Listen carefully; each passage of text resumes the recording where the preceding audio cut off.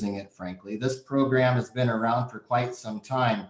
But last summer, the federal government, through a couple of appropriations that our port groups were behind and supported, started to subsidize a bigger percentage of this of these insurance risk programs that are available to us. And so so for those of us that are also involved in row crop operations and have some feel for that, we now have on the livestock side of things, on the hog side of things in particular, a risk protection insurance program that acts a little bit similar to what crop insurance would, at least from the perspective of subsidies, which again, most of us have an understanding of.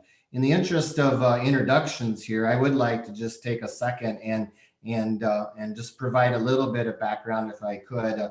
Again, my name's Pat Von Tersch. I'm the principal owner of Professional Ag Marketing. There's 8 of us in the upper Midwest that work with, that have the opportunity to work with livestock producers and grain producers on risk management. And our emphasis, no doubt, is in the hog space here. And I grew up in Denison, Iowa, grew up in West Central Iowa, went to school at Iowa State University, spent a decade or so with Cargill in grain merchandising and grain elevator management. Cargill, in fact, is what moved me up to Southwest Minnesota, Laverne, Minnesota. Met my wife up here and have been here since the mid 90s. So I've been up in this area of the world for a while and started to do risk management in 2001. And the firm, Professional Ag Marketing, is headquartered here today. So let me just hop into some details, if I could, on how this the LRP type works here, and then we'll also talk about LGM briefly, and then we'll turn it over to the moderators here and look for questions afterwards. But so first of all, let me just dive in. Livestock risk protection.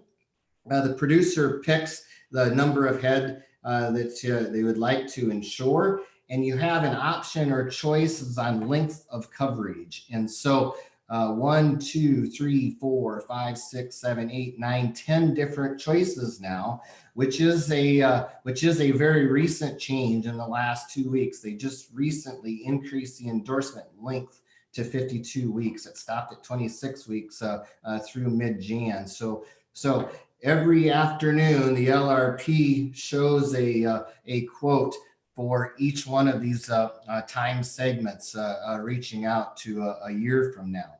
Producer chooses the level of coverage that they'd like to utilize, and then also a target weight that's within this range of 203 to 304 pounds live. Again, a recent update here. You can now do 40,000 head per policy. That was 20. And you can also, it's now expanded to 150,000 per year instead of 75,000 per year. And as the USDA defines that, it's a crop year that ends on June 30th. And so that's the maximums now per policy per year that we can use. And then they also modified the livestock ownership requirement to 60 days instead of 30. So if you do, whatever the max number of head that you can insure at any one time can't exceed your production or marketings for a 60-day window now prior to when the level of coverage expires. So I just dove into a bunch of details there, and the way to think about LRP is that it's an awful lot like an exchange traded put option. And so this screen that I have pulled up here now is gives you a little bit of an example. And these quotes are actually effective last the 22nd, so 6 days old. But they'll give you a flavor for what we're talking about here. The 13-week premium that expires on April 23rd in this example. It had a LRP strike price of $78.80 that day, and the premium was $3.78 a hundred. And so that same put option or a similar put option on the board, of course, a little different expiration date than April 23rd and a little bit different strike, but the price on the board is $5.33. So at least in this example, give you a $1.55 cheaper put option than what was offered on the board that day. And so this is this quote sheet that we've created that we interact with on our clients allows for us to draw those comparisons. And we think it's important to watch the spread or the relationship between what put options are trading at on the board compared to what you can buy similar coverage for through the LRP product. And so so I think it's important as we kind of learn more about this process as we go forward. And in fact, we're just starting to get now some of the first expirations sort of run to the end of the program here in the middle of January. So the process is relatively new in terms of how it works, but we're finding that it works pretty effectively in allowing for us to not only sync up opportunities to manage price risk or manage lower prices in lower markets and sync it up with exchange traded options. We can also learn to manage some price risk outside of traditional option month expiration. So an example of this 60-day window from December expiration on hogs to February expiration, this allows for some coverage or convergence against the index for the middle of January as well. So a little bit of a summary here on LRP and some of the advantages from a producer's perspective. It allows us to capture that level of subsidy on the put options ranging from 35 to 55%. Again, can mention we can protect hogs marketed in the middle of exchange traded contracts, can now buy out to 52 weeks out. And it's possible, another thing to sort of think about here is that we can get comfortable, being hedged at higher levels with a livestock insurance tool than what we maybe otherwise would on some of the more aggressive hedging strategies that we've utilized in the past. So, maybe that means instead of taking your level of coverage on a group of pigs or a quarter of pigs or something like that, instead of taking that coverage and up to 65 or 70% and stopping, maybe it makes some sense to run that coverage up to 80, 85, 90%, with some long LRP coverage. And so something that, there's all kinds of different applications to this tool, especially when you start to think about how it can interact with other trading strategies that you might utilize. It's another advantage of this product is that premiums aren't due until expiration, and so you don't have to come up with the cash on the long insurance thing until it reaches that expiration time.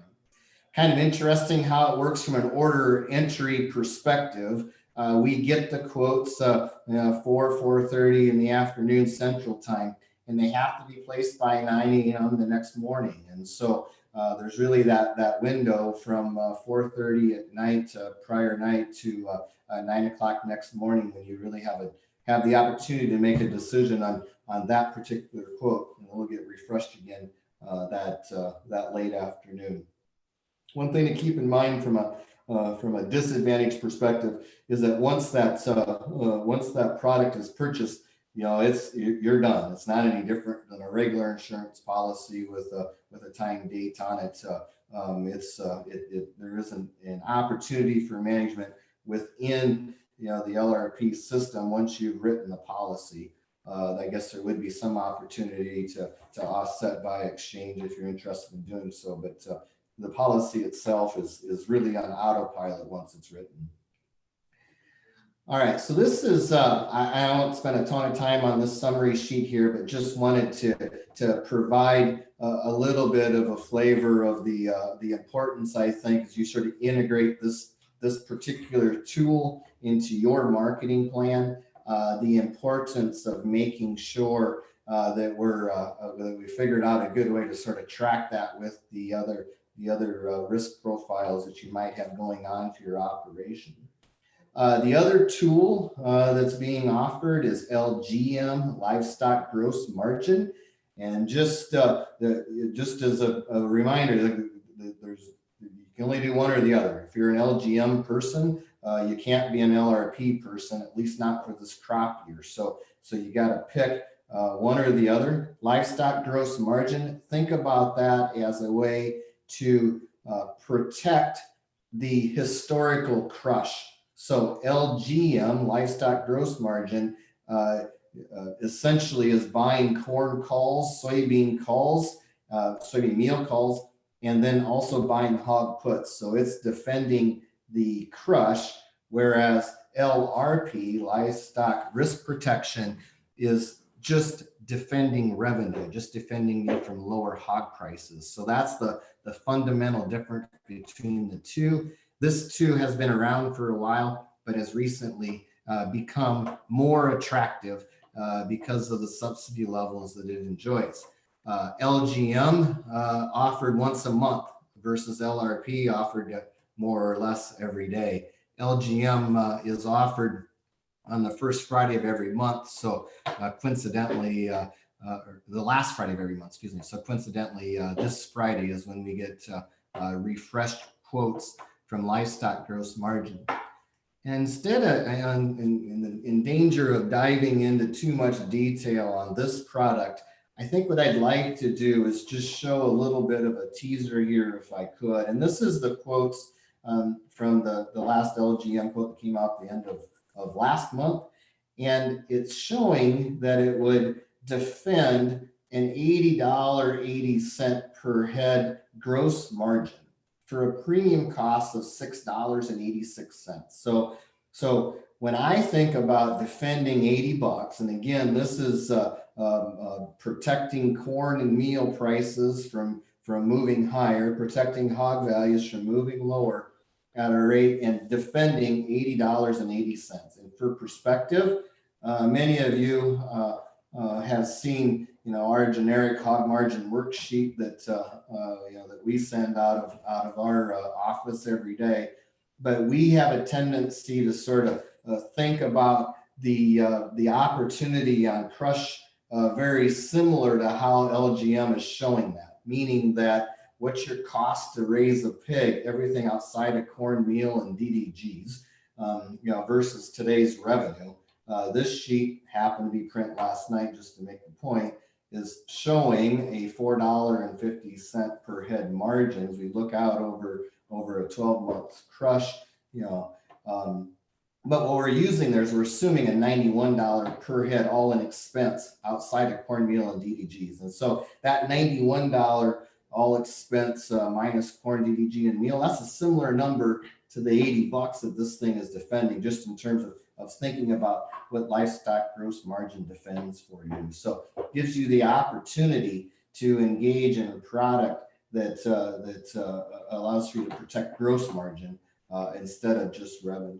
And so from our perspective, at least, we've been a bit more aggressive as it relates to managing the risk associated on the revenue side of things, and versus using LGM, we've been a little bit more inclined to use LRP, but we think that there's a nice application for both products for a bunch of different businesses here. So, Lee, that's the kind of the quick version, nuts and bolts of what I wanted to at least expose everyone to today.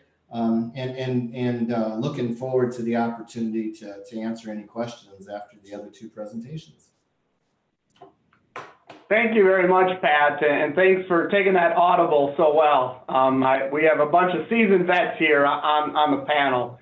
And I'll remind our viewers that we're happy to take questions. We'll answer those questions at the end. So you can share those in the question box and let us know, and we'll direct those to the various speakers at the end. If you have a specific question for a specific speaker, it is helpful if you note which speaker that is for. Our next presenter is Bill Kaelin. He's a managing member of K&M Trading. Bill will focus on research and trading in ag markets, like the CME cutout and other price discovery topics. So we look forward to your talk, Bill, and take it away.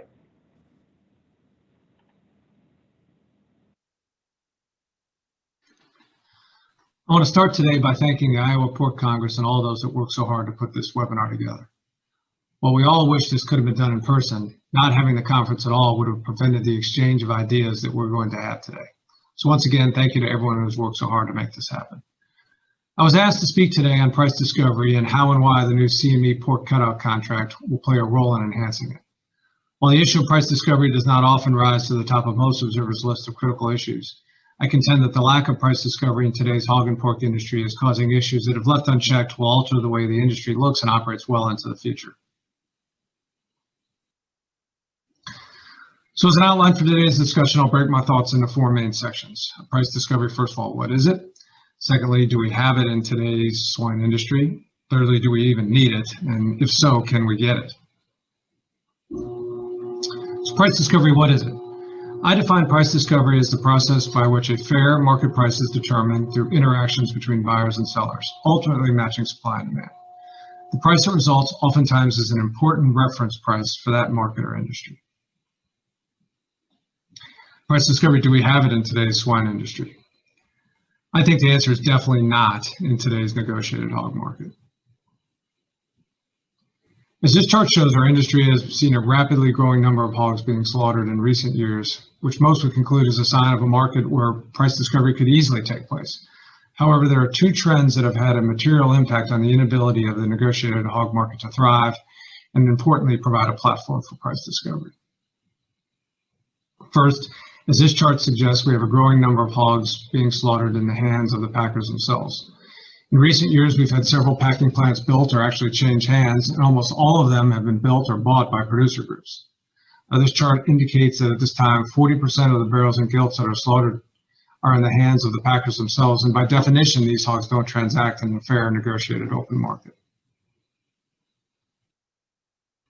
Second, as this chart shows, within the shrinking percentage of producer-owned hogs that we still do slaughter today, we now have a very small percentage of those hogs being transacted in the open market. These two trends combined have resulted in an uninterrupted downtrend in the percentage of hogs slaughtered that are negotiated. And we now regularly see the negotiated producer trade represent less than 1% of the total barrels and gilts slaughtered in any given day. Low volume is clearly not a good thing. However, if that volume is still being done by a reasonably large number of buyers and sellers, I'd contend it's at least tolerable. The situation in my mind went from bad to worse in the negotiated market in the middle of 2019. In late June and through big chunks of July of 2019, not only was the volume in the negotiated hog market low, but the number of transactions or traders were so low that the USDA was unable to report the Western Corn Belt prices. The Eastern Belt's been struggling with this issue for many years now. Specifically, the USDA stated that the thinness of the negotiated market has made it increasingly difficult for AMS to publish regional market information while maintaining the confidentiality requirements. So the thin, borderline, non-existent cash market is a serious problem for cheating price discovery in my mind. An additional and probably related problem for the industry is that we increasingly are seeing a divergence in the prices received by hog farmers. As this chart shows, historically, there was a strong correlation between the prices received by farmers. However, taking a closer look at recent prices received, there are increasingly large gaps opening up between prices received depending on the marketing arrangement a particular farmer might have. So I believe it's clear that the negotiated hog market today is too small to allow for effective price discovery. And as a result, we don't have a common measure of value for hog farmers today. The question then arises is, do we even need price discovery? I believe the answer is clearly yes, especially if we want an industry that is going to continue to be characterized by a large number of independent producers. The hog market is still populated today by a large number of independent producers. On the other hand, we have a chicken industry in the United States that is mostly contract growers. Question is, why is this? While there are many reasons these two meat industries have so far gone in different directions, I will contend that there are two primary requirements for an industry to be characterized by independent producers as opposed to contract growers.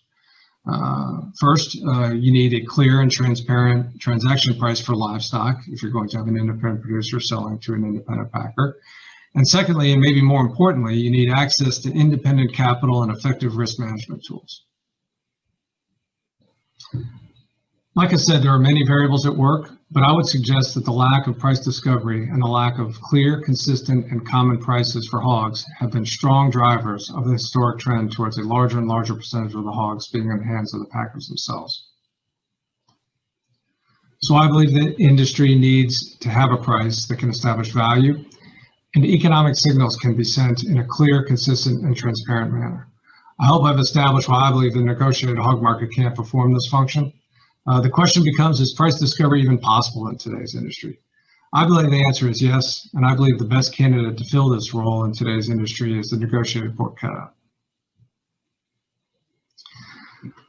So while wholesale pork cutout prices have been around for many years, importantly starting in 2013, the USDA has been reporting on a daily basis the value of the wholesale pork cutout under a mandatory price reporting mandate. This mandatory pricing is a vital component to the cutout becoming a transparent and trusted measure of value.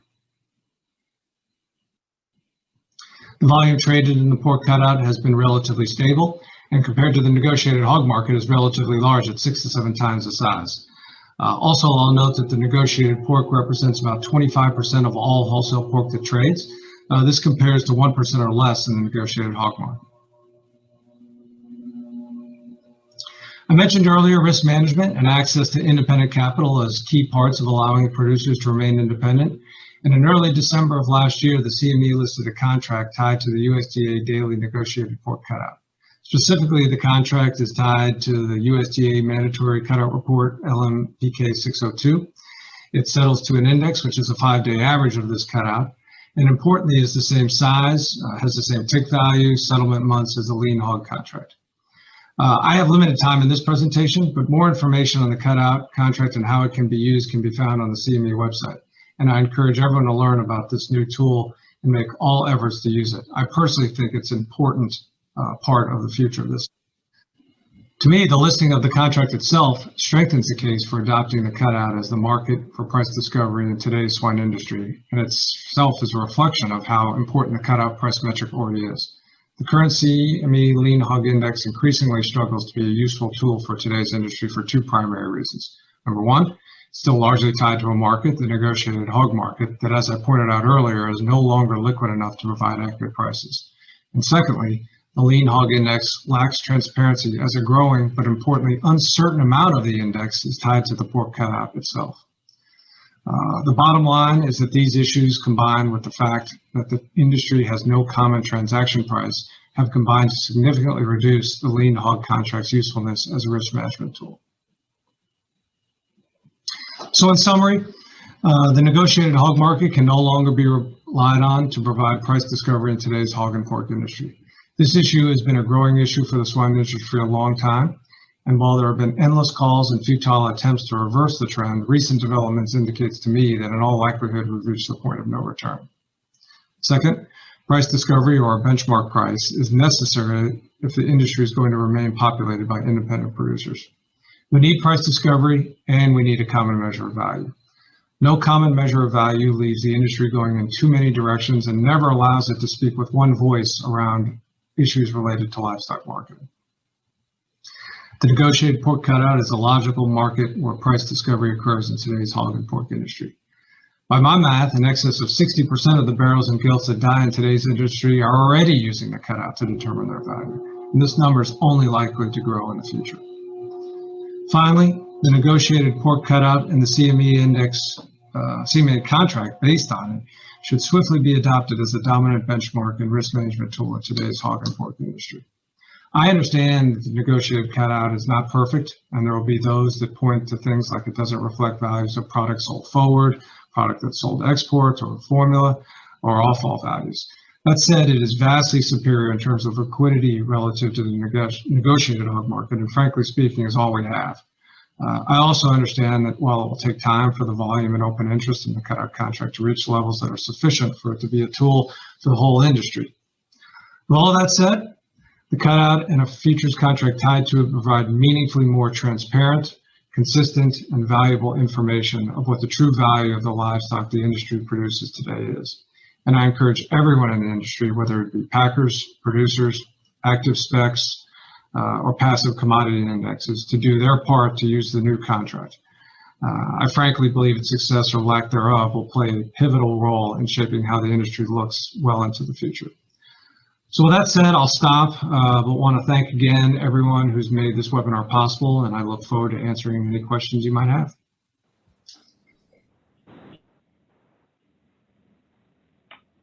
Thank you, Bill, for a great presentation.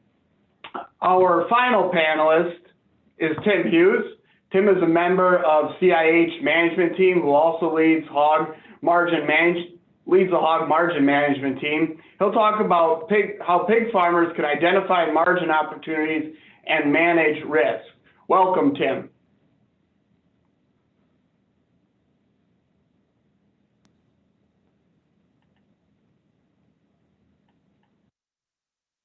Good afternoon. This is Tim Hughes with CIH. Just want to start by thanking Iowa Pork for the invitation to speak and to be part of this great panel. We only have 10 minutes today, and this is a pretty big topic to cover in 10 minutes. So obviously just going to hit the high points, and I do have kind of a lot of slides, relative to the time that we have to get through them. So we'll go through them pretty quick. We did do a webinar on this exact topic back in August through Iowa Pork and through the Iowa Pork Industry Center at Iowa State. So I will provide the link to that on the last slide here. And it's about a 45-minute webinar that would take this topic and dive into it in a lot more detail. So I'll go through this pretty quickly, but know that that is available for those that want to take a look at it.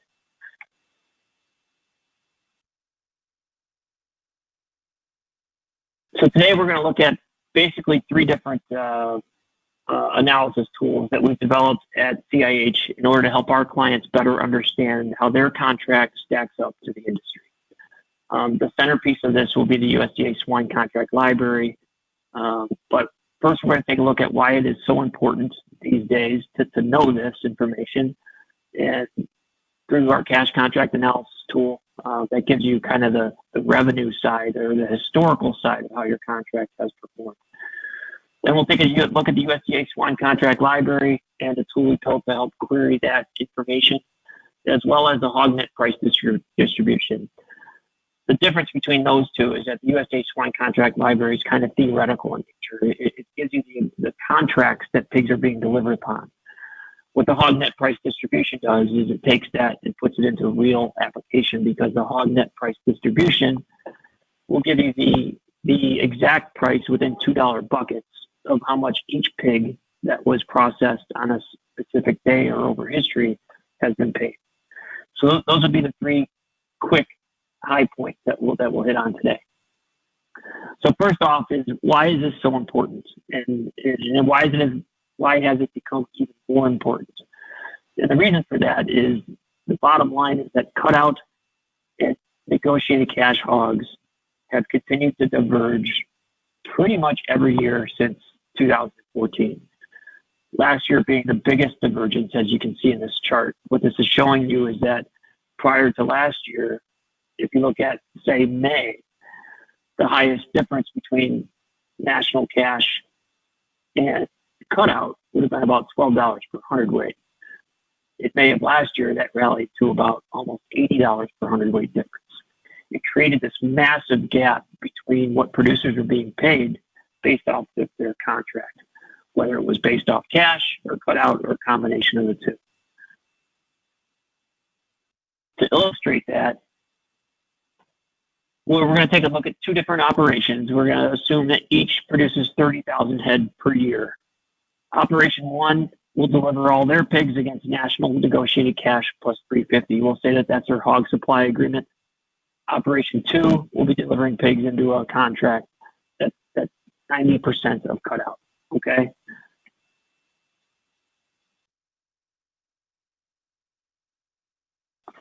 If you look at the red box here, what you're looking at is the difference in revenue between those two operations over the last 1 year, 3 year, and 5 years. It's staggering.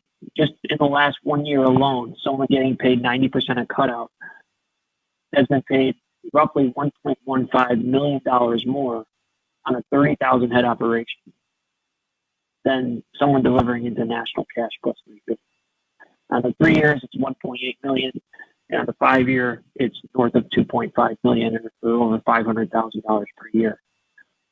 Just a massive gap between the two.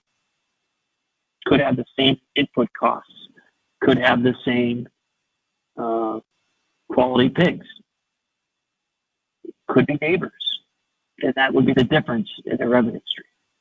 So that's why this is so important and has become more and more important through the years. So how do we start evaluating contracts versus others? There is an awesome tool that the USDA keeps. It's called the USDA Swine Contract Library. It's run under the jurisdiction of the Packers and Stockyards Act. And what it is, it's a mandatory reporting by the Packers of each individual contract that they offer to their producers.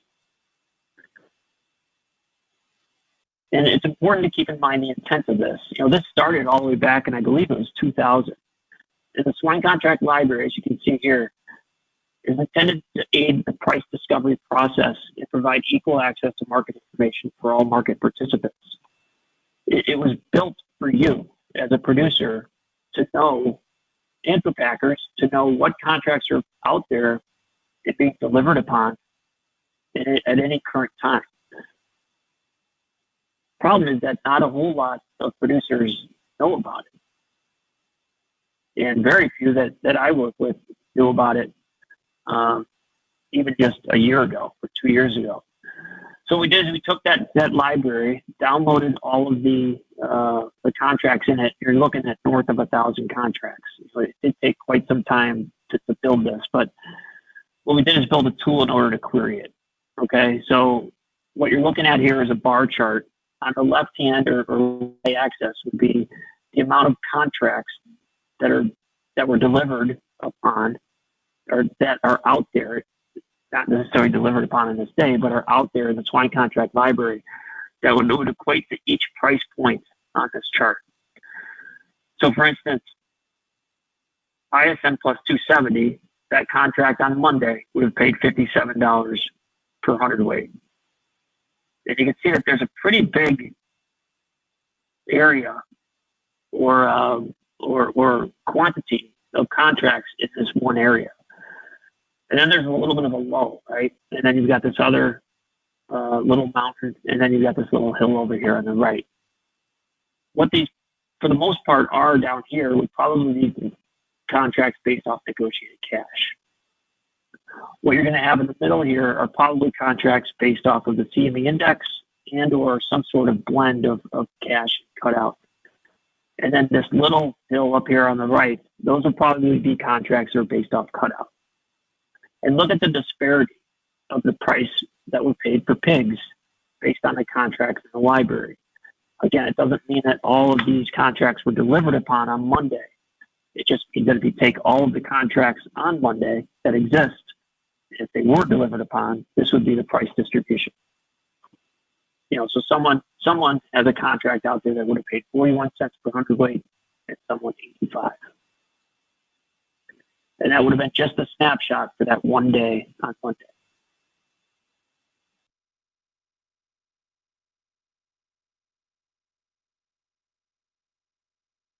If you look at just swine or pork market formula pigs, and we take that operation one, okay, and the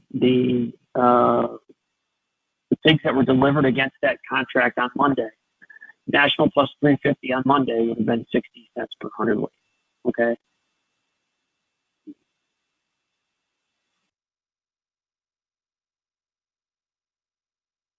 Just a little bit above average. And keep in mind that all of the contracts in here are base price. As you can see here, base price distribution. So just a little bit above average, but keep in mind that 350 might be a premium on this specific contract. And that's why it's sitting up here possibly just north of most of the cash contracts. If you look at a 3-year average, that national plus 350 again would be slightly above this grouping down here. But you can see that on a 3-year average, you still have these groupings of probably cash contracts, blend of cash and cutout and or CME index. And then up here, probably just cutout based contracts. So in general, what you're looking at with the USDA swine contract library, it's mandatory reporting for each unique contract between packer and producer. It allows for transparency of contracts being delivered upon. And that's where it kind of stops. It does not report the volume of pigs being delivered on each contract. It doesn't give you the number of producers on each contract or which packers are using which contracts. So again, it's kind of theoretical in nature. It's if these contracts were delivered upon, how many contracts equate to each price. However, where that stops, there are other reports that continue from where that stops. And those reports would be the 201 report and the 215 report, which are the USDA slaughtered swine reports. What you're looking at here is a 201 report.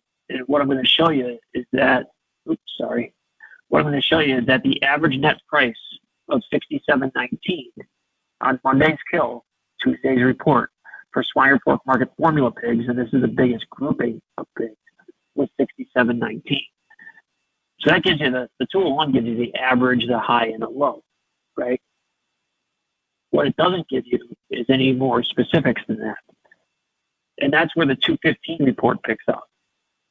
The 215 report gives you in $2 increments the price for every pig, every producer sold pig that was slaughtered on Monday. So if you look at that 67.19, it's right there. And I blew this section up just to make it easier to read for you. But what it shows you is that, yes, the average was 67.19. But for instance, 6,700 pigs got paid between $6 and $8 less than that 67.19. And 13,205 pigs got paid between $6 and $8 more than that 67.19. So if you take all of this information, download it historically, and then build a tool, you can start querying how your pigs were paid. And this is net price. This is the base price. How your pigs were paid relative to your peers. And if you look at the last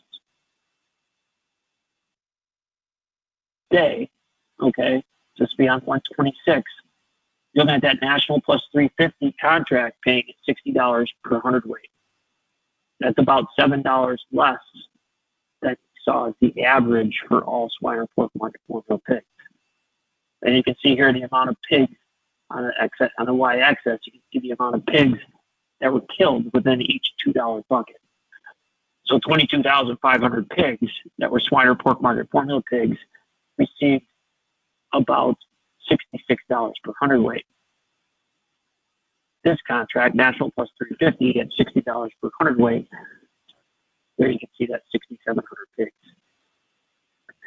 And then we can look at it historically. And what this shows you is the amount of days over the last 3 years that this contract, okay, the national plus 350 would have been paid at each price point surrounding 0, which is average.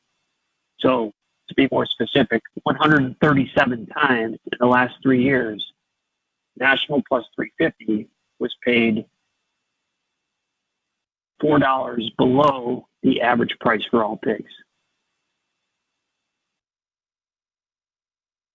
About 60 times over the last 3 years, this contract would have paid roughly $2, between $0 and $2 above the average price.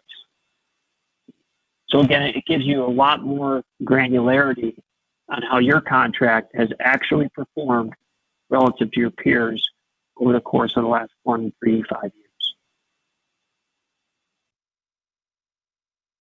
So to summarize the Hog Net Price Distribution, which comes from the 215 report, it reports within $2 buckets the net price, inclusive of discounts and or premiums, of every producer sold hog process under mandatory reporting. So it allows a producer to compare their price received to their peers on any given day.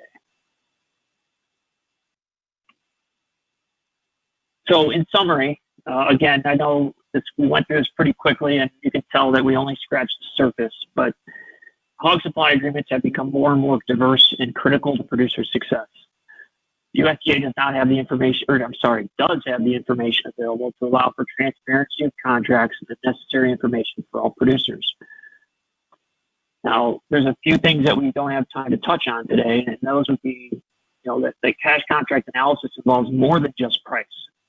You also should consider volatility of the contract, the basis risk involved with the contract, and whether they have the ability to hedge the contract with a high degree of confidence. Again, my 10 minutes are up. However, we do have a link here to a prior webinar we did at the Iowa Pork Industry Center via Iowa Pork at Iowa State, and that link is right there. You can certainly use that link to access that webinar on their website. It dives into a lot more detail of what we covered today. Hopefully there'll be some more information that comes out in the Q&A. But again, I'd like to thank Iowa Pork for having me. Thank you for your time today. And if you ever have any questions relative to any of this information, feel free to give us a call or shoot us an email at CIH. Appreciate it. Thank you.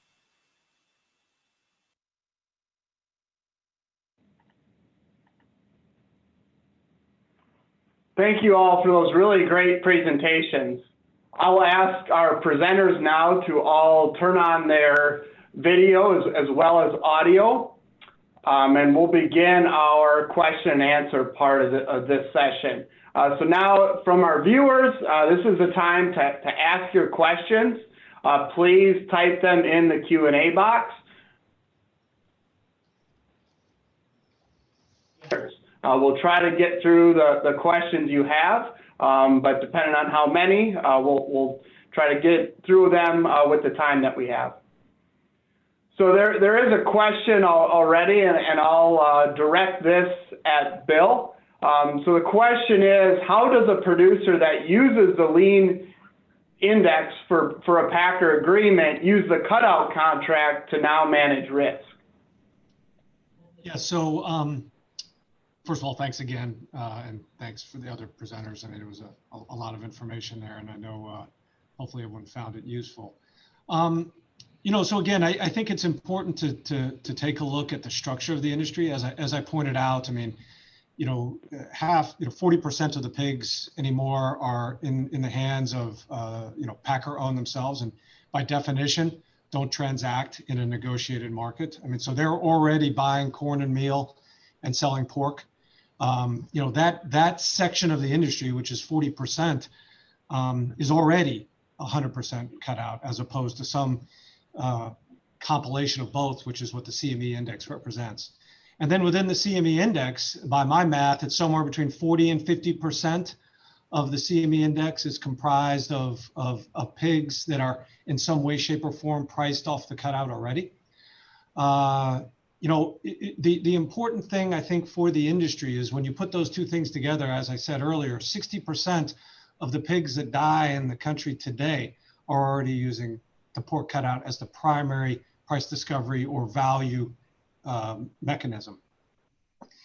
Importantly, as Tim pointed out, there are still pigs that are not using any cutout, and I think what I think the industry has an opportunity, given that the CME has listed both contracts, is someone who is strictly on the negotiated market right now can use a combination of the two contracts to actually eliminate the cutout's influence on their hedge. For example, let's just say the CME index is 50-50. Two CME indexes minus one cutout index basically at that point eliminates the cutout's influence on that hedge and allows a producer that's only on the negotiated market, it would allow him to more effectively manage the pigs that he's got. And so, I think, every producer is different. There are some that are going to produce, the livestock they produce is very close to what the CME index currently is, but there are others that are completely, and again, 60% are definitely not anything like the CME index. So again, the important thing I guess I would stress is that there's now with both contracts, there's the ability for the producer groups that are 100% already on the cutout, either because they're fully integrated or because of the way their contracts are structured, to use the new contract as a hedging mechanism. And on the other extreme, some combination of the two contracts allow a producer that's only on the negotiated market to strip out the cutout's influence, and would allow that producer to hedge his negotiated Western Corn Belt or national risk. Thank you, Bill.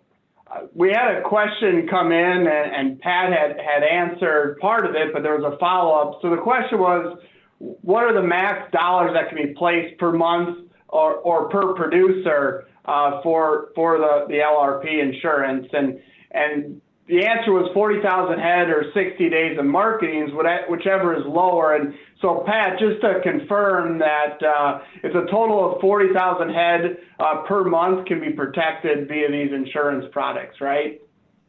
Yeah, it gets a little confusing. So I appreciate the opportunity to address that live here. 40,000 head per policy. So you can only write 40,000 at a time.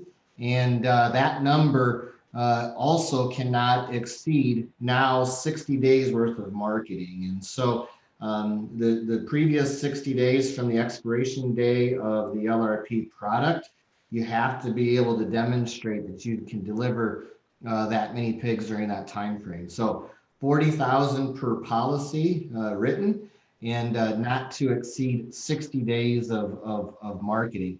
And then there's also an umbrella of an annual requirement of no more than 150,000 per head per year, or your total marketings for your entity. Thank you, Pat. So there's another question. I think this could be answered by Tim or Bill, and they may have differing answers, kind of what based on what their presentation was. But the comment was, there's a USDA weekly comprehensive pork cutout that includes the formula, the forward contracts, and export trades, which could be another form of price discovery. And so I think, the question may be, do we see some contracts in the contract library that maybe utilize that comprehensive? And then, how much is that maybe correlated with that negotiated cutout that is used for that index for the cutout contract? Tim, you want to take a shot? Yeah, I can take the first part of that. Sure.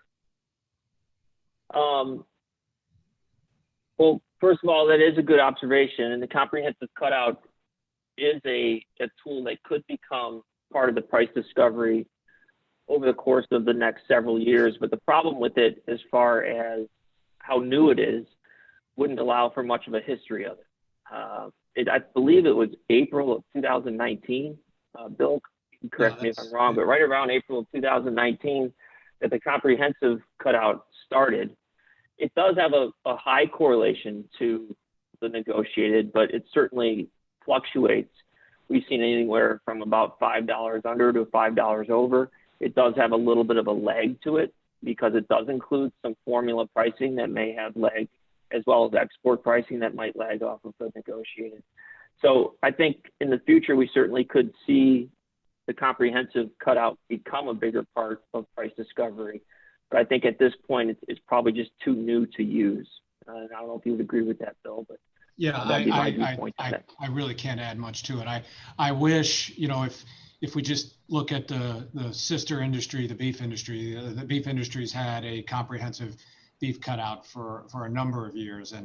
And as Tim points out, it is generally speaking correlated with the negotiated market. There are periods of time, I'm talking about the beef now, that it can diverge. So undoubtedly, the USDA, in my opinion, has moved in the right direction by, releasing a comprehensive cutout that I think in the long run will take the place of the negotiated as a primary measure of ultimate value.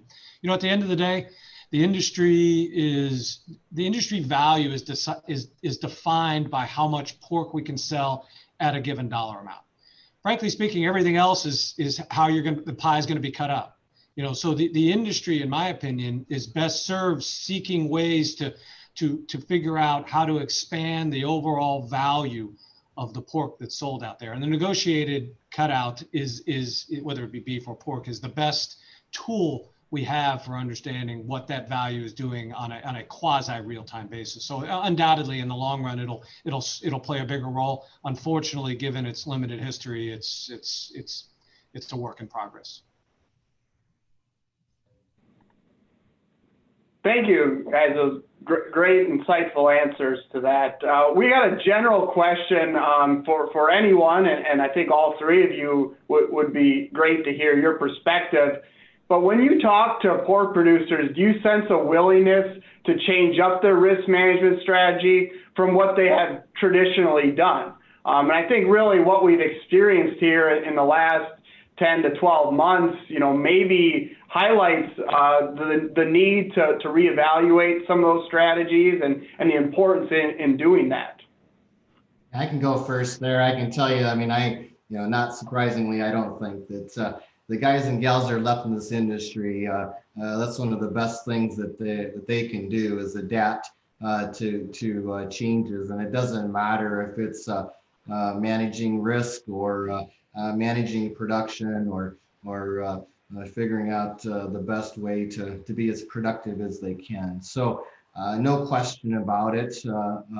This is an interesting, exciting, volatile time. And the tools that we presented here today as a group, the tools that are in front of pork producers today, there's no doubt there's a willingness to adapt and figure out the right way to use these tools to provide a level of risk management that's frankly been essential to pork producers' success in recent history.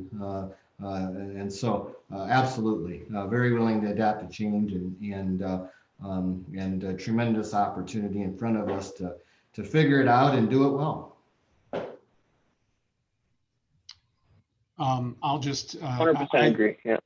I obviously agree with Pat, and I think the experiences of certainly last year in terms of the unprecedented times and the volatility that the conditions that existed last year presented has I think driven a renewed focus on the need for two things.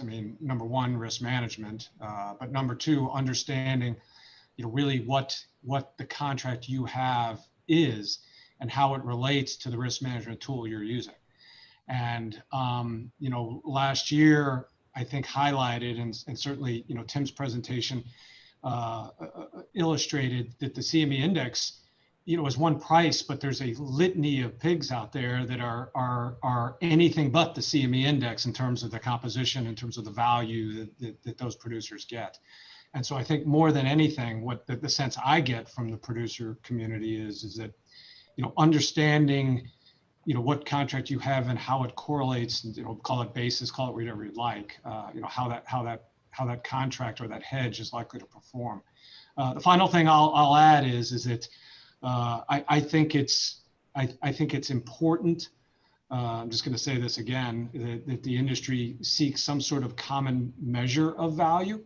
If you have 100 different producers with 100 different measures of value, when those producers get together on issues of marketing, they all speak in different directions, and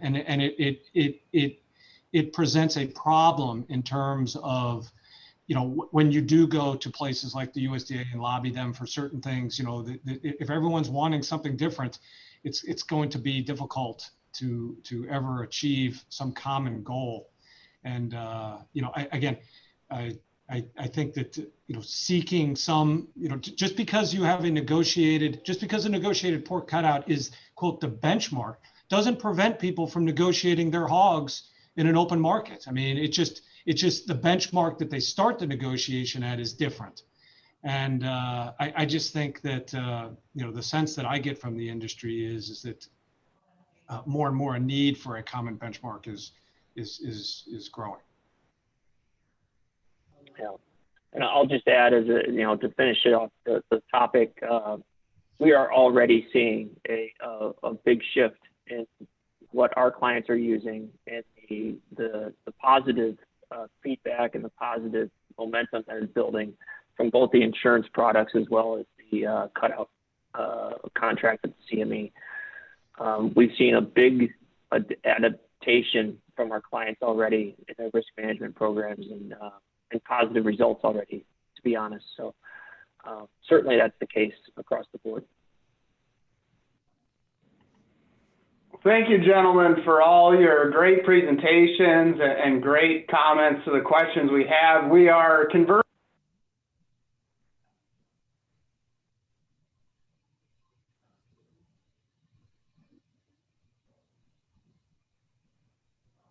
I'm sure he's telling Pat what a great job he did right now.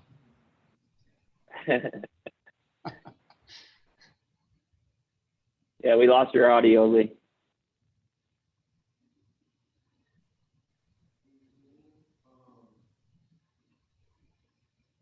We lost Lee's audio, so we'll go ahead and have David wrap us up for the day. Thank you. All right. Many thanks to our audience for the questions and to our panelists for the engaging discussion.